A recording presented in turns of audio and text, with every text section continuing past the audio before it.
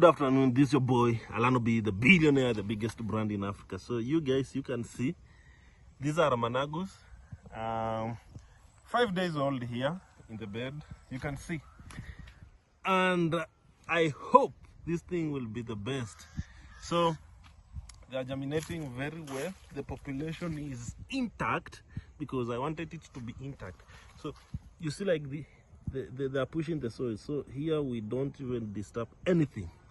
So this managu, I have a bigger piece of land here that I have already prepared. So the thing is, in this is the second bed by the way. I have 2 beds here for managu. If they are excess, I'll sell the seedlings to people because I know there are people who want them during this rain season.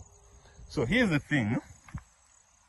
This piece of land, or the small plots here, I had no plan. So my mom came and told me, Alan, before you transplant managu, why don't you plant kunde? So I have kunde here. I don't know the right terms for these veggies. So that's why I'm just trying to use the Swahili names. So you can see kunde here in this plot. So when I remove the kunde, I'll bring the managu that I have put in the seedbed there. So from the managu now, because this area covers the whole piece of land that I want to transplant the managu, then here comes the magic. The magic is I almost gave up on these cabbages, but look at what the rains have done. The cabbages are shining and I'm really happy. These things have melted my heart with pure joy. Look at how they are. So I think we applied DAP. So the next phase we are going to do is on Saturday we shall be applying foliar. So once we do foliar for the whole piece of land, specifically for cabbages, foliar, then after foliar we shall allow the rains to do the magic. Look at how they are looking. Very sweet. And I'm happy for this kind of work because, you know, in production, like for me, I only feel happy when I see things that have grown coming up well. The way I'm used to sugarcane, and guys, it's also drizzling. You can see. Let's see. It's also drizzling. So if you can see, these are coming up very well. Now we have the next plot because I have like 7 plots in this region that I'm planning to do magic. So here's the magic. These are the Sukumawiki, guys. So the Sukumawiki covers this section. This is the first section. Then we have the second section here. Then from this second section, I have the third section. Let me walk faster because the rains are coming and I don't have anything that can cover me. So this is the third section. They are coming up very well. Then I had the fourth section that majority died because I assumed there was rain and it never rained for 2 days, so majority died, but we have small pieces that are still there intact.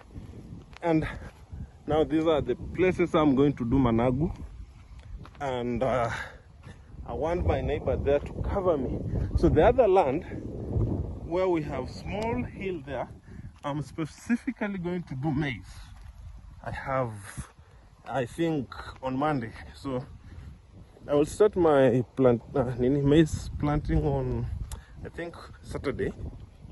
I have another acre that I think I will plant on Saturday, and then come to this section on Monday next week. So here are the Sukumawiki. So you can see them, guys. Let me tell you, you know how joyful it is when you see your work coming to life. This is how it feels. Eh? This is how it feels. It feels very nice when you see what you have been doing eventually coming to life. So I have been doing Sukumawiki from day one. from seedbeds. How I failed in seedbeds, and now how I'm winning in transplant. So they're looking very, very, very good, and I'm super impressed with it.